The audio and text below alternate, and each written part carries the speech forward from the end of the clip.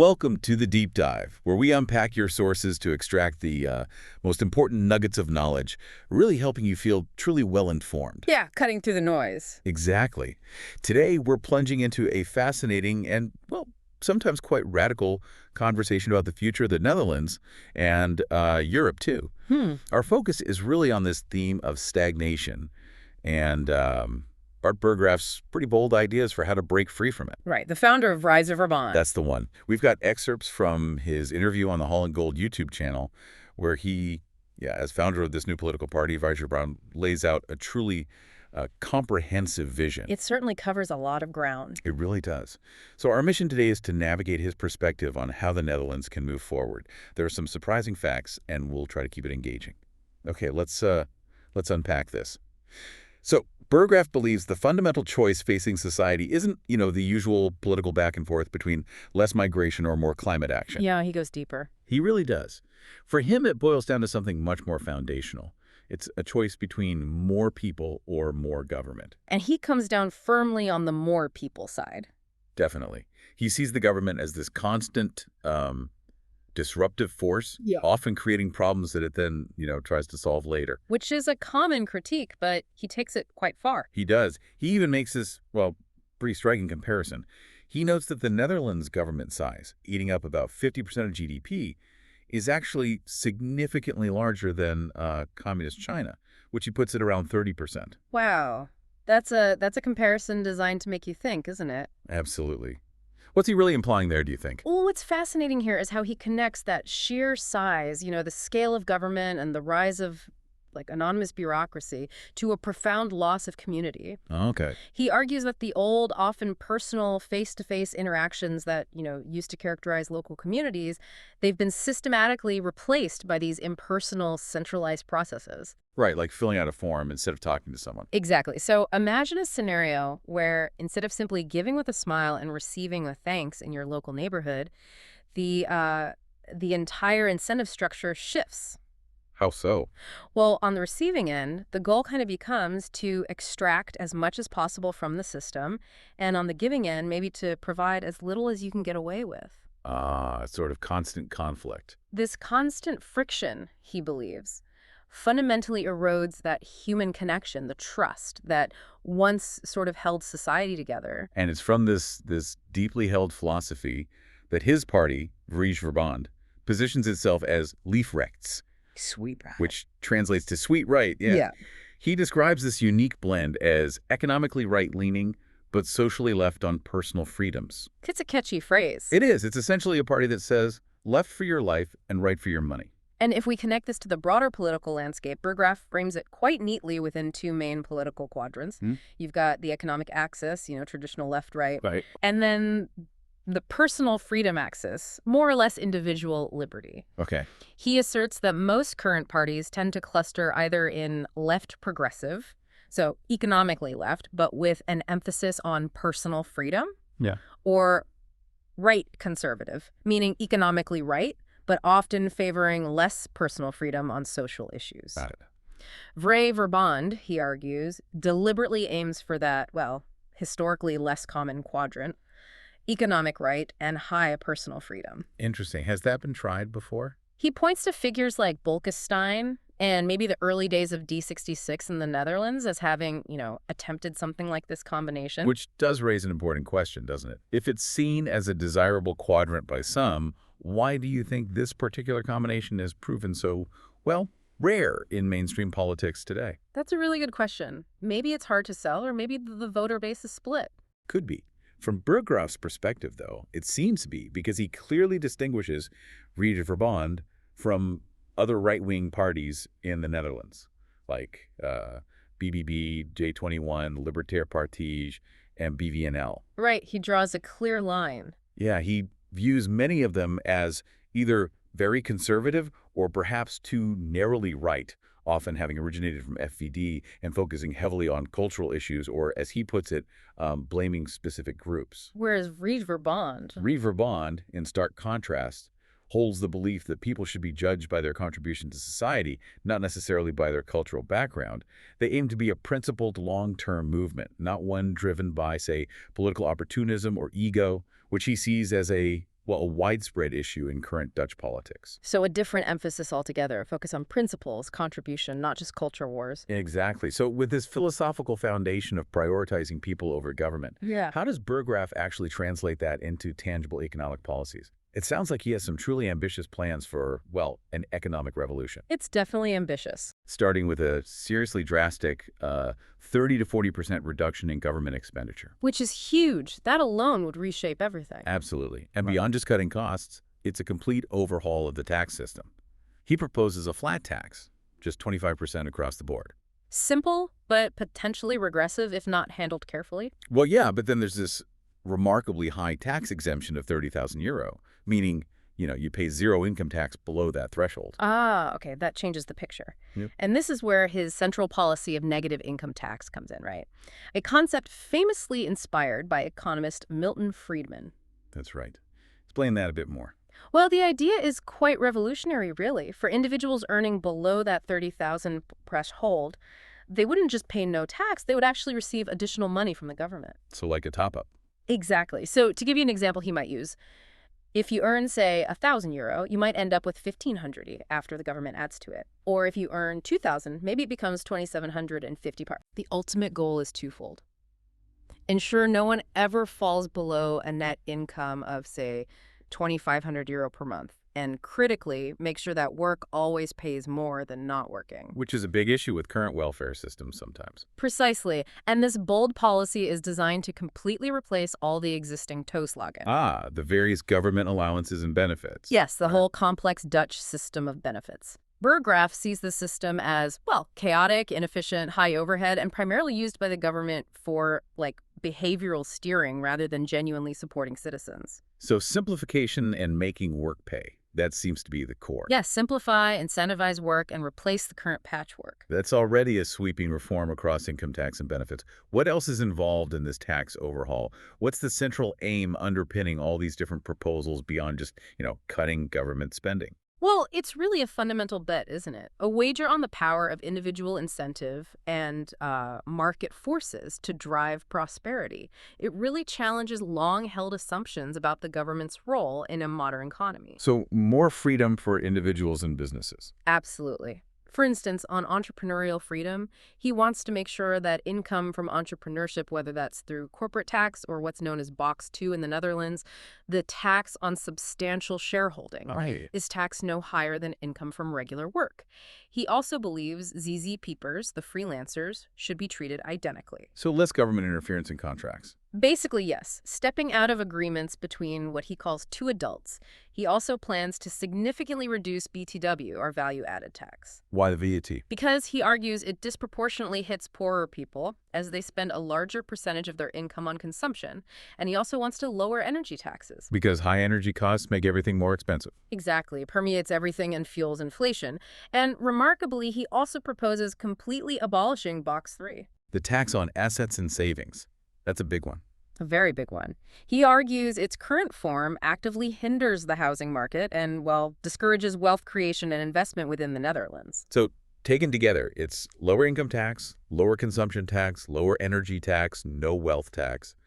What's the theory behind how this doesn't just bankrupt the state, especially with those spending cuts? Right, that's the key question. From a broader economic theory perspective, he firmly believes in the principle of the Laffer curve. Ah, the idea that lower tax rates can actually increase tax revenue. Yes, the economic idea that beyond a certain point, higher tax rates can actually reduce total tax revenue because they disincentivize work, investment, economic activity in general. So he posits that lower taxes can actually lead to greater productivity and ultimately potentially higher tax revenues for the state. Does he point to any examples? He even cites Argentina, perhaps controversially, as a current example where this is reportedly happening under Milei. Conversely, he notes that persistently high wealth taxes often cause productive individuals and capital to, just leave a country. Right, capital flight. Which leads to less, not more, income for the state in the long run. So for you, the listener, Burggraaf's economic vision isn't just about getting lower taxes tomorrow. It's a fundamental wager on the power of individual incentive and market forces to drive prosperity. It really challenges those long-held assumptions about the government's necessary role in a modern economy. Okay, shifting gears slightly to another critical area, core social systems. It seems Burggraaf has some equally, well, revolutionary ideas there, too. For Sure. instance, he wants to restructure the AOW, our state pension. How would that work? He plans to integrate it directly into that negative income tax system we talked about. Ah, so it becomes part of the basic income floor. Exactly. Providing basic support from age 18 right up until death, but only for those who actually need it, based on their income. It would simplify the current pension structure dramatically. Okay, that's a big change. What about education? Education also faces, well, radical changes under his vision. He wants a drastic reduction of the Ministry of Education's role. To do what then? Its primary function would be narrowed down to just setting and monitoring exam standards. For example, simply ensuring primary school children can actually read, write, and speak Dutch proficiently, much less involvement otherwise. Interesting. And higher education, that's usually a big government expense. He takes a very provocative stance there. He views the current collective funding of higher education as a bizarre subsidy. A subsidy for whom? He argues it's essentially a subsidy for individuals who are likely to earn significantly more in their lives because of their degree, and also kind of a hidden subsidy for companies who get these pre-trained recruits without paying for it directly. So what's his proposal? Replaces collective funding entirely with student loans. Ah, the user pays principle. Precisely. Arguing that students should bear the cost of what is, in effect, a personal investment with a very specific and often quite high financial return for them later in life. It's a very market-oriented approach to higher learning. Okay, pension, education. Yeah. What's about healthcare? That's always huge. Healthcare, too, is firmly in his sights. It's an area that obviously touches everyone. He highlights the current high costs, an average of €530 per month per inhabitant, apparently, through various indirect taxes. Wow, that much. Yeah, it adds up. And he points to the pervasive issue of perhaps overconsumption, partly driven by low deductibles, making people less cost-conscious. Does he have an alternative model in mind? He often points to Singapore as a model. It's a country that spends about half the percentage of GDP on healthcare compared to the Netherlands, but with arguably better health outcomes. And how do they achieve that? He attributes the success largely to lower consumption and maybe greater personal financial responsibility for healthcare choices. So how would he apply that here? Well, here comes a really controversial proposal. Removing what's called Plan Bear Zorg from the basic insurance coverage. Planned Bear Zorg, planned or elective care. Exactly. Planned elective care, basically non-life-threatening procedures. His idea is you'd need private insurance for that, or you'd self-pay, or maybe even seek care abroad. That sounds politically difficult, to say the least. Well, absolutely. He does point to studies, apparently from the COVID-19 pandemic, that suggested postponing such non-urgent care didn't have a significant negative impact on overall collective health. And he also highlights his opposition to the mandatory GP referral system, having to see your general practitioner before you can see a specialist. Why oppose that? Isn't it about efficiency? He sees it as a function rooted in distrust, essentially. Because care is collectively paid for, the system doesn't trust individuals to go straight to a specialist, even when they know they need one. He'd prefer more direct access. So what's fascinating here, again, is that underlying philosophical thread, isn't it? It's a consistent push towards trust in the individual and individual responsibility. Yeah, shifting from a collective responsibility for almost all care towards a more individual one, especially for non-critical procedures. It's a radical reimagining of that social contract around healthcare. Okay, now let's move on to migration inequality. These are areas where he really challenges conventional wisdom and delves into some highly contentious territory. Definitely sensitive topic. On migration, his, well, controversial stance is a stated goal of 0 asylum migrants. 0! That's extreme. He stresses, though, that it isn't out of opposition to these individuals personally, but it's rooted in his core belief that the Netherlands must first fundamentally fix its own internal crises, housing, social systems, etc. So get our own house in order first. That seems to be the idea. And while he firmly opposes deportation, he finds government-led integration efforts to be, in his word, bizarre. Why bizarre? Well, he elaborates on his core idea that people should be judged primarily by their contribution to society, not necessarily by their culture of origin. How does that translate practically? He uses this striking example of wanting to attract, say, 100,000 rich, highly educated contributing people from places like Dubai. Okay. Arguing that such individuals would naturally integrate without needing government programs, and wouldn't cause the social problems sometimes associated with migration flows that are less economically driven. Right.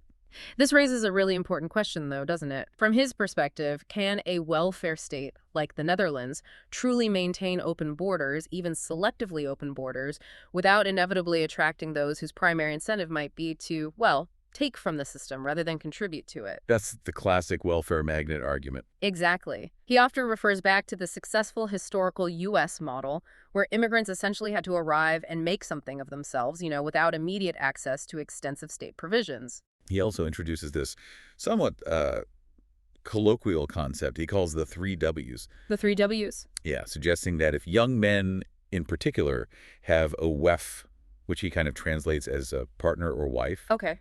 a woning, a home, and work, they are far less likely to cause social problems. Sort of the foundations for stability. Right. And in his view, current integration policies often feel like just a Band-Aid applied because the system is attracting individuals who may not be immediately productive contributors in those 3 areas. Provocative framing. Very. And on the related topic of inequality, Burggraaf makes another truly provocative statement. Socialism, he says, is the philosophy of envy. Oof. That's blunt. Yeah, he argues it's often more about punishing the rich for their success rather than genuinely helping the poor to rise up. And how does he view inequality itself? Is it something to be solved? Well, he then expands on his belief that a free society cannot be equal, and an equal society cannot be free. So freedom and equality are inherently in tension. That's his view. He emphasizes that life is inherently unequal due to, individual differences in skills, talents, choices, luck. Okay, so if inequality is natural, what's driving the increase in inequality we see? Now that he does have a specific cause, he asserts that the true root cause of rising inequality isn't a lack of redistribution, but rather monetary inflation. Inflation, how so? Specifically, he points to the period since 1972 when the gold standard was abandoned. This, he argues, has systematically allowed asset owners, people with houses, stocks, etc., to become richer as their assets inflate in value. Right, asset price inflation. While those without assets, who rely on wages, become relatively poorer because wages often don't keep pace. He sees this as creating a growing divide and significantly eroding the middle class. So for him, the solution to building a truly fair society lies not in more taxes or redistribution, but in the quicks, sound money. Essentially, yes. Better money and fostering opportunities for everyone to build assets, rather than just redistributing income after the fact. And a very different lens through which to view societal fairness, focusing on the monetary system itself. Right. Very much a free market, hard money perspective. And speaking of better money, Burggraaf explores a bold path for the EU and the currency itself. He proposes introducing a national parallel currency alongside the euro. A parallel currency, like bringing back the guilder. Not necessarily a physical return to the old guilder, no. It might be more like a digitally backed currency, perhaps, designed to offer a more stable, maybe inflation-resistant option for domestic transactions, paying taxes, savings. While keeping the euro for... While the euro remains for international trade, benefiting exporters. Is that even allowed under EU rules? Well, interestingly, he explains that this is actually permissible under existing EU treaties. Yeah. Apparently, the initial vision for the euro was more as a common trade currency, with member states retaining the option of having their own parallel currencies for domestic use. It just hasn't been done much. So his argument is this approach allows the Netherlands to keep all the benefits of the euro for its crucial export economy, Right. while also offering a hard currency option for its citizens for their taxes, savings, earnings, giving individuals a choice. He sees this as a far better alternative to the ruthless and inhumane option of just freezing and converting everyone's money overnight, which some Nexit proponents might suggest. That really raises an important question then. If it's legally possible and, as he argues, potentially so beneficial, why isn't this already happening? What political or economic inertia do you think prevents such a, legally permissible idea from gaining traction? That's the million-euro question, isn't it? Maybe fear of complexity, maybe banks don't like it, maybe Brussels quietly discourages it. Hard to say. Yeah. From Burggraaf's perspective, though, he doesn't seem too worried about what Brussels thinks. He doesn't mince words when it comes to the EU. He has a very blunt, feck the EU stance. Right, I saw that quote. Strong words. Very. Yeah. This stems from his unwavering belief that the Netherlands is actually in a surprisingly strong position of power relative to the EU, Why does he think that? because it's the largest net payer per capita to the EU budget, and it's home to the absolutely crucial port of Rotterdam.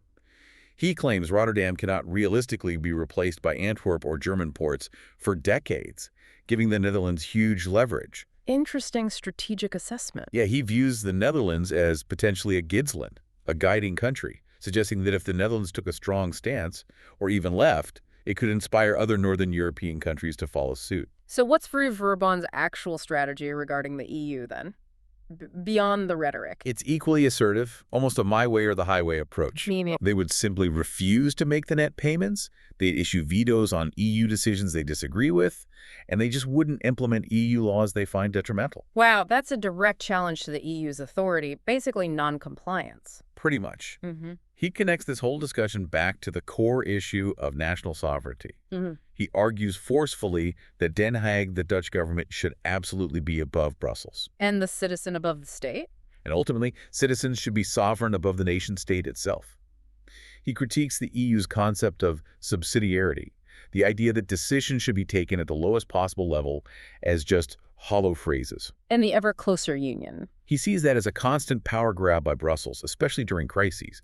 He points to things like the joint EU debt for COVID recovery, Eurobonds, and moves towards military integration as prime examples of this creeping centralization. So his ultimate fear is? His ultimate concern is that without genuine control over its own migration, its own taxes, and its own laws, the Netherlands is slowly but surely just becoming Province 23 of a centralized superstate EU, losing its unique identity and democratic control along the way. A stark warning from his perspective. Definitely. Finally, let's tackle the housing market, a hugely pressing issue for so many people across the Netherlands right now. Absolutely critical. What's his take? Burggraaf's stance is, again, firm and unequivocal. It's 100% a government crisis, not a market failure, a government failure. Okay, strong claim. Why? He argues it's been caused by a combination of artificially increased demand, partly through migration policies, coupled with an artificially low supply caused by government actions. So what are the government actions choking supply, in his view? Well, he meticulously details quite a few. There's this severe lack of building permits, often held up due to restrictive nitrogen rules. Nitrogen issue, yes. Which he claims are based on abstract computer models, not actual on-the-ground measurements of pollution. He also points to municipalities strategically holding on to buildable land, maybe to keep prices high, instead of selling it for development. Bureaucracy, too. Oh, yes. Pervasive bureaucratic zoning laws, complex environmental plans, and just excessive regulations that apparently hinder even individuals from building on their own land or splitting existing homes to create more units. Does he acknowledge other factors like costs? He does acknowledge that high material and labor costs play a role, but the absolute core of his argument is overwhelmingly about government interference choking the supply side of the equation. Okay, so if it's a government-created supply problem, what's his solution? His core economic solution for the housing market is crystal clear, and it's rooted in basic supply and demand principles. The only way to genuinely lower housing prices, he says, is to create a structural surplus of housing supply over demand. Build more houses than are needed, essentially. Exactly. Flood the market until prices naturally come down. It's a straightforward economic goal, but wow, a truly bold one given the current situation and the political implications. Yeah, because what are the consequences of that? Falling house prices sound good to buyers, but... Right. He does acknowledge the challenging consequences of creating such a surplus. It could lead to pretty significant issues for banks, for instance, as many mortgages could end up underwater. And pension funds. They invest heavily in real estate. Pension funds, too, yeah, their investments could take a hit. And even municipal budgets, which rely heavily on WOZ property values, that's the official valuation of real estate, for tax purposes, they would also be impacted as property values potentially decline. So it's not a painless solution. Not at all. However, Burggraaf firmly believes that if the government just completely stepped out of the market, removed all these regulations and restrictions, the problem would resolve itself relatively quickly. But he does also acknowledge that probably a good middle ground is needed to manage that transition smoothly. And does migration come back into his housing argument? It does. He revisits the migration argument here, emphasizing again that his policy of zero asylum migrants would certainly help ease demand pressures, at least in the short term, particularly at the lower end of the market. And labor migrants. Furthermore, he believes that demand from higher-earning labor migrants, the ones who contribute significantly to the economy, can and should be proactively built for. We should be building houses specifically for the workers we need. Which directly counters what he sees as the government's current contradictory policy. Exactly. Stimulating demand through certain policies while simultaneously stopping supply through regulations. So as you can hear, Burggraaf and Vrijverbond aren't just, proposing a few isolated policy changes here and there. No, not at all. They're advocating for a truly fundamental, almost philosophical shift in how the Netherlands is organized. It touches everything: the economy, the relationship with citizens, the relationship with the European Union. It's systemic change he's after. Absolutely. And this comprehensive vision really challenges us, and you, the listener, to consider. In this increasingly interconnected world we live in, is the pursuit of, absolute national sovereignty and drastically reduced government intervention actually a viable path to prosperity and freedom? Or does it risk maybe unforeseen consequences for social cohesion, stability, things we perhaps take for granted? That's certainly a lot to mull over. It's a very different vision. And Burggraaf himself stressed in the interview we looked at that if you're primarily worried about your vote being lost on a new small party, then maybe Vrijverbond isn't for you right now. He's quite upfront about that. He is. Instead, he extends an invitation specifically to those who truly believe in their long-term movement. A movement, he says, is based on fixed principles rather than shifting political opportunism. A call for true believers, then. Seems like it. It's a clear call to action for those who feel they have no other choice, really, but to support their particular vision of Leafrex.